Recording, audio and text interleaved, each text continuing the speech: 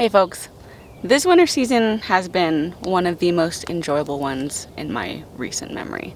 We've had our share of frigid frozen nights and warm spring days, and all of it has been absolutely beautiful. We've also accomplished a lot in the last couple months while I haven't been on YouTube. We got another batch of egg layers, including some new breeds I have never had before. Chase built me a new and improved chicken coop that holds all the chickens. I've expanded the garden yet again and made some major changes into how I'm going to grow things this year. I've also had the time to be able to start some new hobbies during this restful period. Knitting has consumed a large portion of my relaxation hours, and I now have a successful sourdough starter that is putting out tons of fresh baked goodies in our kitchen. After New Year's, I made it a mission to complete Dry January, which was wildly successful, and I am now mostly through Dry February and loving the new things that I'm learning about myself. It's been a worthwhile season of personal growth for me and growth of this homestead overall. But unfortunately, you guys haven't really been here with me through it in the past couple months. So this video is to explain where I've been and where the future of this channel is going. But first, I figured you'd want to see the garden. It is not the best lighting this morning. I'm a little late in the day to be doing this, and there's no shade cloth in the winter time over my garden, so the sun is a bit harsh, but there's not much to show you guys anyways. As usual, I'll start over here in the southeast corner, and we have two new beds here that I did a couple months ago. They are 2 by 8, and that's all I've done. I've just done these two. I think I'm going to be putting mostly flowers and maybe okra. Something harsh that can withstand the full sun. I do have like a vision of growing some sort of vining plant up here, because this is the front side of the garden, and just having this fence covered in either beans or black-eyed Susans, some sort of coverage over this fence, just to give it a sort of secret garden vibe. But that didn't work out so well for me last year when I attempted it on these beds. Now, these were first year beds last year. I used really crappy soil. I basically consider my garden beds in year 1 to be a wash. So hopefully these will do better this year in year 2. I've also been able to add some homemade compost because I finally had enough this year. So hopefully beans or some sort of flower will take off against this side of the garden fence. Likely not on this side until next year. Scattered throughout the beds, I've got leeks. I don't have varieties for any of these plants, guys, because I've lost all my tags. It's been a whole season. I apologize. That happens. Got more leeks over here. And then the only thing that's left in all of these beds that I'm wanting to go to flower is broccoli. These don't look like they're in the best shape. That's because they aren't. And a lot of these I've already harvested their main heads from last fall. But they are putting off new florets. And all of these survived the winter season. So every single broccoli plant that you see in here is hopefully going to mix its genetics and provide me with some pretty winter hardy broccoli seed for next year. This bed in particular, this is the 4 by 10 bed that I keep tomatoes in. It's right next to the in-ground garden. Get your words together. It performed really well over the winter, almost as if it was warmer than every single other bed in my garden, which was weird. These plants looked this lush and green the entire winter time, and they're the first ones going to flower. And I'm wondering if it's because I left the in-ground shade cloth up over the winter, and I don't know if that created some sort of warmer microclimate during the cold nights. I don't know. Let me know in the comments what you guys think, because these broccoli plants are directly under the shade cloth. And it was just very odd to see all of the plants in this bed really look better for longer than the rest of my garden. But no matter. So I'm saving broccoli seed this year, and that will be the only brassica I have growing currently because I don't want, the brassicas can mostly all cross-pollinate with each other. Well, I guess I'm lying because you see there's a kale right here, but it's not flowering, so I'm not worried about it cross-pollinating with any of these broccoli that I want to go to seed. This is another one that just survived. As you can see, I didn't harvest the main head, but this will not be flowering because this got frost damage. But he's got florets down here, and this one's got florets.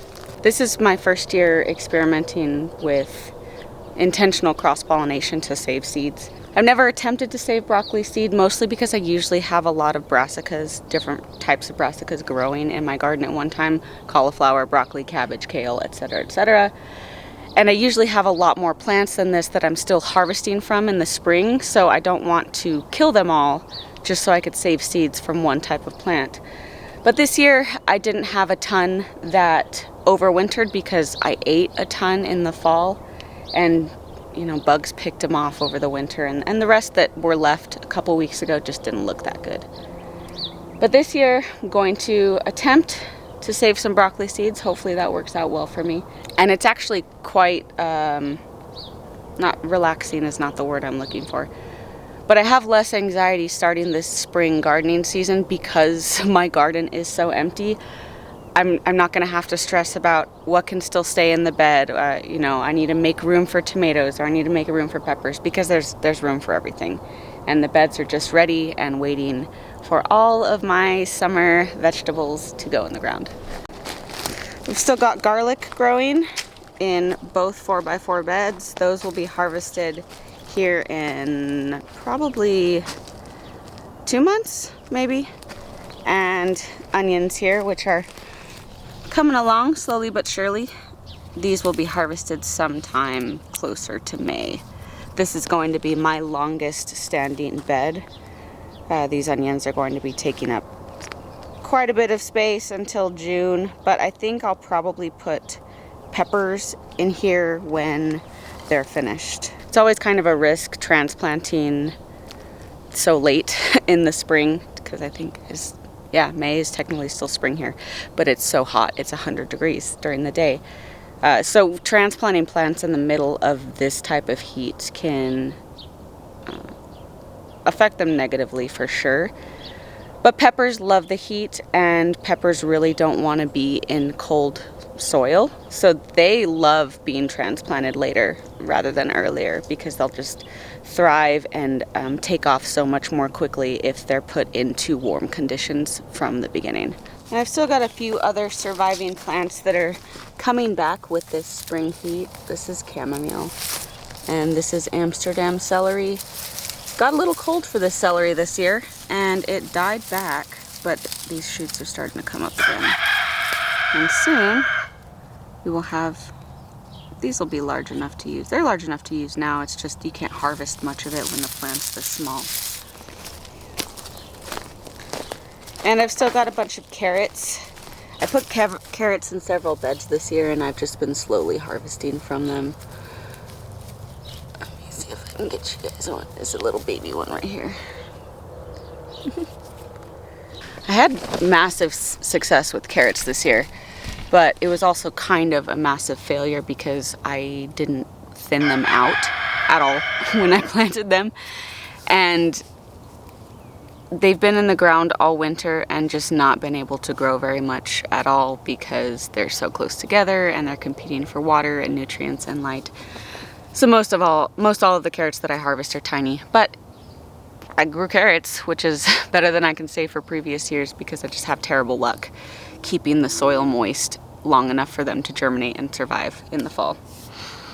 But I digress. So now to the meat and potatoes. Making videos on YouTube these past few years has been an amazing experience. He can't get through the fence because I put a chicken wire up. The chickens kept getting into the garden. I'm sure he'll find a way back in here. As I said, making YouTube videos has been an amazing experience. It still is an amazing experience, and I love connecting with my followers and especially getting to talk to you guys that have been with me for years, since the very beginning. You know who you are. I have learned so much creating videos from you guys. As you know, as my previous, I think I've said this before, but at my previous career, when I was a cop, I was an instructor in several disciplines. I do like instructing. I think it's not only valuable for those who are being instructed, but the instructor themselves, because it almost like solidifies the information in your mind to be able to teach it to someone else. And beyond just the knowledge part of it, making and editing videos has been an interesting learning experience. It's opened up this creative side of me that I didn't know I had and didn't know that I would enjoy. So that has been super fun. More fun than it has any right to be. Editing videos is oddly fun for me, who doesn't like technology that much. And it also allows me to connect with family and friends that I may not see very often, or that I see all the time. Mom. But they love watching my videos. They love getting to see this part of my life. It's been great. Everything about it has been a positive experience. But it is really nice to be able to come out to the garden and get my chores done without a camera attached to my hip.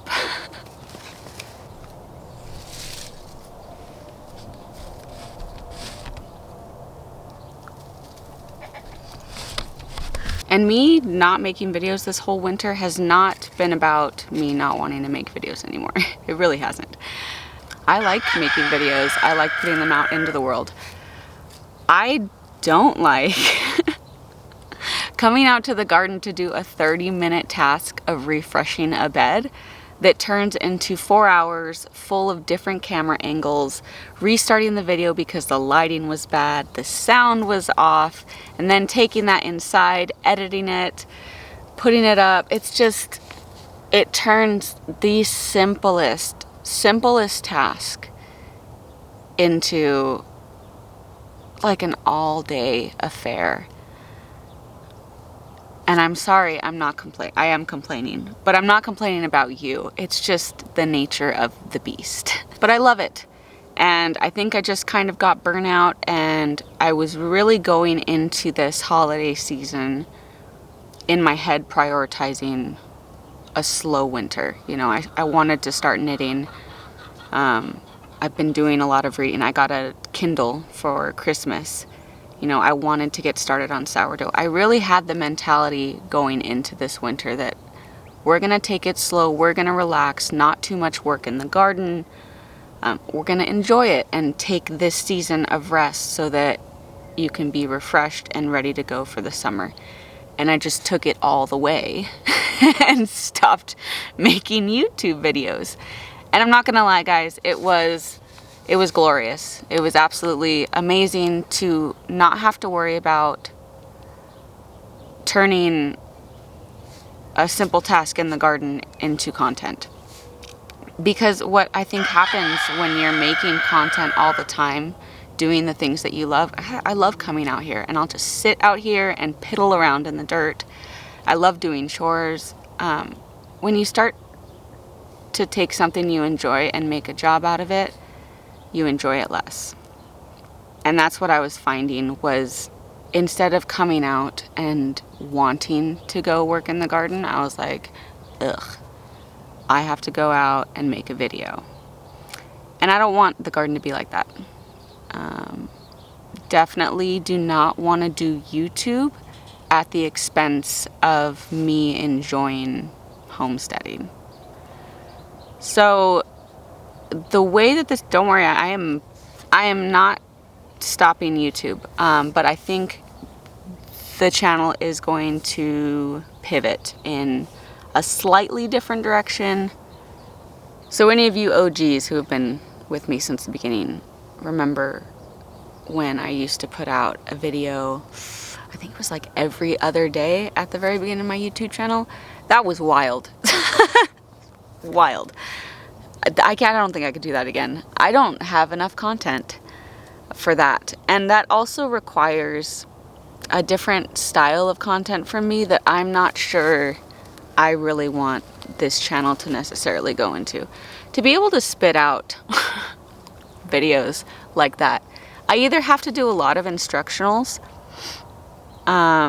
which is going to be a lot of repetitive instructionals. You know, there's only so many videos I can make on how to transplant pepper seedlings. They're all the same, you know, and I don't want to be that channel. Not that there's a problem with those that do. It's just not my interest. I don't want to be that channel that puts out the same content every season related to that season. Like every spring I'm putting out how to start tomato seedlings or something. Like, I only need one of those videos, and then you can go back and reference that video over and over again as many times as you want. I don't like that kind of repetitive content. I find it boring to shoot, and definitely boring to create, because it's just like there's nothing creative about that. So I don't want to be that channel. I don't want to just put out videos as often as possible to keep my viewership up at the expense of quality, because I know that you guys can tell if I'm not enjoying making a video. I can tell when a YouTuber does not enjoy what they're doing and I'm watching it, and it turns me off from the video. I want to come out here and be super excited to show you whatever I'm recording that day. Or I want to, you know, if I'm feeling super creative one week and I just want to make a really cinematic, for no reason, video about homesteading or gardening, I want to do that. And then sometimes I'm just bored and I just want to talk to you guys, and I just want to do a vlog, something that is really quick to shoot, really quick to edit, and I can just throw it out there. And I don't want to be stuck in a little box. I know YouTube wants me to be in a box. I don't care what YouTube wants anymore. I want to put out the videos that I want to put out on a reasonable schedule, but also when I want to put them out. So I don't want to commit to saying, guys, I'm going to have a video every Monday, Wednesday, and Friday, or I'm going to have a video every Saturday at 11 a.m. because I don't want to lie to you. I can't promise that video is going to come out, and I don't want to make a liar of myself. But I do need to give you all content reasonably, at a reasonable interval. It's going to be a lot easier coming into the future. It's very, very difficult for a homesteading that's mostly gardening channel to spit out content in the wintertime when we're not gardening. There's not much I'm doing. Although I am always growing stuff year round, there's just little to no maintenance in a winter garden. Very little watering, zero pest damage, and almost zero harvest. So it should be ramping up content just because there's going to be more things to do in the coming months. But also when I don't have gardening content, like if I'd made videos over the winter, I want to be able to, you know, maybe do a sourdough video or a knitting video, something that's kind of, for the most part, off base from my usual box that I fit in. So all this to say, it's not you, it's me. I absolutely do want to keep doing YouTube. I definitely took a break these last couple months, and I apologize profusely. I know that I have specific channels that I love to watch, and it frustrates me when, you know, they're not on their regularly scheduled program, because it makes me happy. It's a part of my life. So if I am that to any of you, I apologize for my absence. There's not a lot I can do to make up for it, but I wanted to get on here and explain why, so that you can at least understand where I've been and where I want to go. I do want to still do YouTube. I think the burnout was real and I just didn't notice it maybe. I mean, it wasn't severe or anything, but I took some time off and it was lovely, and I kind of reevaluated where I want to go to make sure that I enjoy both homesteading and YouTube as separate entities, and that they aren't spoiling one another because I'm making it a job. So that's about it, guys. I've got a bunch to show you other than whatever clips you've already seen so far. That is the exterior property fence that my chicken is outside of right now. So I already have a couple videos planned. I don't know what order they're gonna go out in because I'm not sure how long this one's gonna take to edit. I will let you guys know all the seeds that I've started because I have started seeds for the spring garden already. The seeds that can be started inside. I'm obviously not starting bean seeds indoors, cucumbers, squash, melon, corn, things like that. Those will be direct sown in the garden, but anything that can be transplanted, I've already started.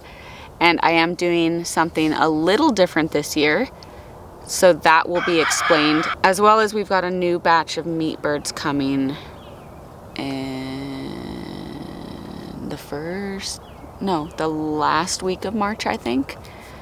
So that'll be exciting. Get some spring meat chickens. What else do I have for you guys? I think that's it.